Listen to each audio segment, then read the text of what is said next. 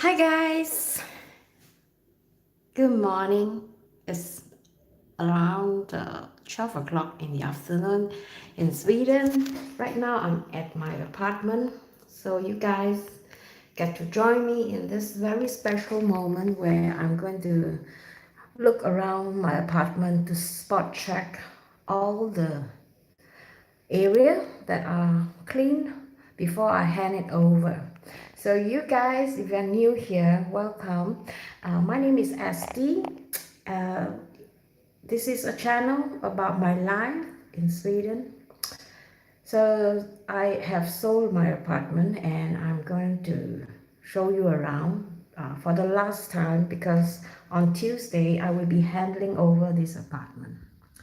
So this is how my kitchen look like. I did my live streaming in this kitchen. So some of you who have been following me probably will recognize this kitchen. It's not a very brand new kitchen. It's actually built in the 60s. So just before I hand it over, I have to give this like a checklist and let you guys know how it is done in Sweden. So when you sell an apartment, especially if you are on like a rental, and we call that the insats leg and hit, uh, which means to say that you buy it over the contract and then you can resell it at a value, at a market value. So this apartment, I've been here for maybe about 10 years now, or maybe 9 years.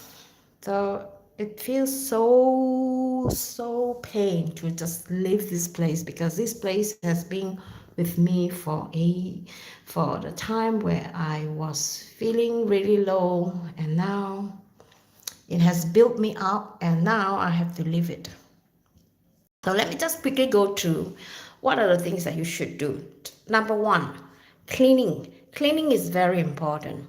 The wall that I used to have was used to be blue in color. So I actually repainted the wall 2 times. So one time is when I moved in. I didn't like the wall because it was blue. So I painted it like olive green. And then after a while, I think, oh, olive green is very difficult to match, right? And since I was planning to sell the apartment, so I thought I painted this in like a gray.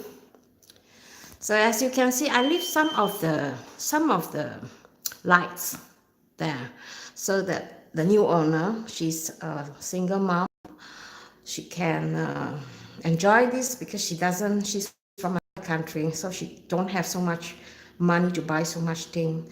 So some of the things that I can leave, I'll just leave it for her so that she don't have to buy. You know, it's never easy. I know how it's like being single mom. It's not that easy.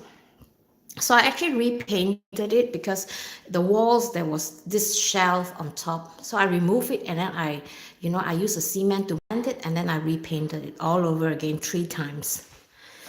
So now the wall is looking really, really good, and I think I'm really happy. It looks almost brand new again. So this is the shelf. Usually there are cupboards, the door, but I want it to be an open concept because I find it's very troublesome with doors. So, but the doors is kept in the storeroom so that the new owner can replace it back if she want to. But she herself, she find that this is really nice too. So I bet I won't put it back. So this is the original door. I've actually changed the knobs for the door. Oh, very guys, the knobs for the doors. All these knobs are changed by me. And then the washing machine, the dishwasher, this is actually quite new. I hardly use them. So you have to make sure that everything is empty and clean. Make sure that the washing machine is properly clean before you hand it over. And then all the cupboards, the drawers has to be empty and clean.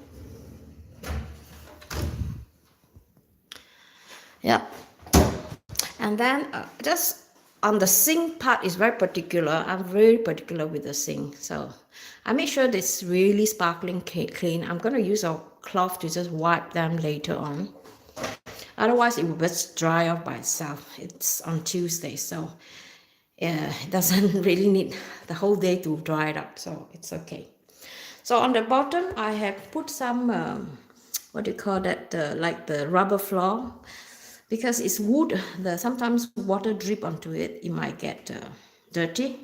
It's difficult to clean and it's very unhygiene. So this rubber floor will protect the furniture. So again, I painted this inside because I wanted something different. And also the stove, make sure that everything is clean, all the parts is intact and sparkling. And then most importantly is behind the wall, behind the stove, it's always a lot of oil, grease and dirt. So that one you have to push out the machine and wipe and make sure you clean them properly. LG did a very good job. He helped me to pull out and helped me to clean up with the behind. So I noticed when I first moved into this apartment, the previous owner didn't clean the behind. So when I take out the machine, when I took out the machine, it was so filthy behind. It's a lot of oil, grease, and I didn't have the knowledge how to do it. So it was really heavy. It was not this stove, it was a much, much older stove. So it took me a long time with some help of my friends, just to pull this out and to wash it. It takes me like the whole day to do this. And also shelf like this, make sure they are clean and every layers is being clean, wiped carefully.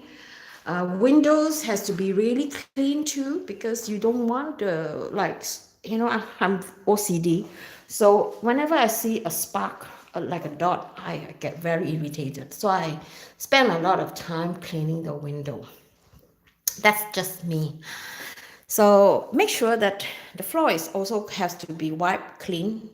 If you find that there are some stains, I use this like a knife to get rid of it, and then I make sure I clean it properly with a bit of lemon and some vinegar. It really helps to get rid of all the stain.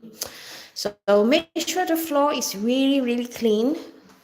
And also the table, if you find that there are some stains, make sure you remove them with the right chemical. And also the fridge has to be clean too. You have to make sure that all the layers are properly clean. I'm really particular about this too, because refrigerator is where all the bacteria cultivate, right? And also my living room. The living room has 3 windows, so it's kind of hard for me to clean all of them because they are against the sun. So it's really difficult to see if it's really clean or not. So the best time to clean the window is actually after 3 o'clock when the sun is going down, not so hot. Then you can stand there longer time, because if you clean the window at this time, you will sweat like a pig, for sure. And then this is the bedroom. The bedroom again, very particular. I leave the dark curtains so that she don't have to buy. So just make sure that all the walls, if there is some like this, is bound to be there, because I think I mentioned this earlier on. The owner left me with all this, so we can't really do so much. So the new owner might have to do something about that themselves, or they can actually put a painting here. So there's not so much of a hole here, I would say, because the only hole there is for the lights. This is where the bed is. I have 2 plugs there. Make sure they work properly clean. And the toilets and the floor. And also in the hall, this is all my stuff, all last minute thing just for cleaning. And I left this hook for hooking the jacket, and this like a shelf for her to put a hat and accessories. That's my shoe up there. So this is my daughter's room, the white room. So it's really, really sunny. It's really clean the room, the window, and I'm so glad that all this is done. And in this room, there is a freezer.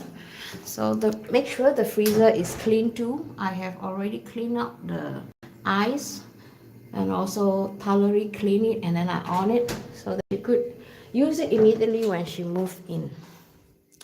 So guys, this is how it looked like for the last time in my apartment. Obviously, I'm not so on top of the world, but life goes on and we have to think for the best, right? So relationship is an investment. So we have to think about that too. Yeah, of course, this one, we call it the flag in Swedish. You have to make sure it's clean too. I wash it in the washing machine before I put it up there. So all these small details is really, really important. You want this to be like a move-in condition that, the new owner will feel like they can move in anytime. They don't have to do anything just to move in their furniture. How nice is that, right? And imagine for yourself, if you want to move to a new place, you want to make sure that everything is clean move-in condition, that you don't have to pick up the broom and start to sweep the floor. And also the rubber flooring, I'm leaving it behind so that she could enjoy. And also the bench, I left it for her, and I asked her if she wanted. She says yeah, she do. So I said, okay, I'm going to leave this for you too. So I hope she is satisfied with my cleaning. Actually, I painted this wall and this wall because there was a lot of holes on it. It's not so pleasant to look at. So I painted this wall, and Elgie painted this wall. So now it's perfect. No holes on this wall, either on this wall. And also, we also repaired all the wiring. The wiring was like not so, some of them were coming out. So LG helped me to rewire everything. So everything is like neatly, except for this one, because we do not know how long is the cable for the TV. So I extended some, I kept some extended wire so that she could either put her TV here or there, up to her. And that's the internet. So guys, I hope you enjoy this video, and please give a thumbs up if you like it, and if you're new, please consider subscribing. And if you like to support my channel, please check out my Patreon and also my Amazon store. There you can find my niche product. All right, let's go to the kitchen and see this for the last time. See you back, guys. Bye-bye. And today I will try to do cooking later in the afternoon. There are lots of things to do in the garden. So I'm going to go home now and see if I can have something to eat, maybe rest a while before I start working on the garden.